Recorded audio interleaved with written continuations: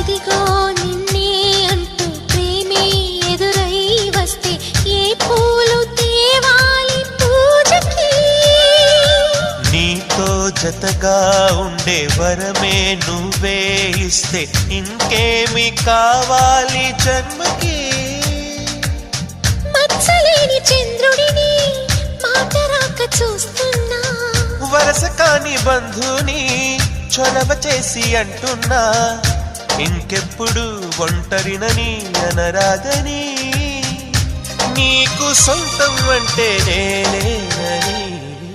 కొమ్మ కొమ్మ విన్నావమ్మ కోయిల వస్తుంది, వస్తూ వస్తూ తనతో వెన్నెల వెలుగులు తెస్తుంది.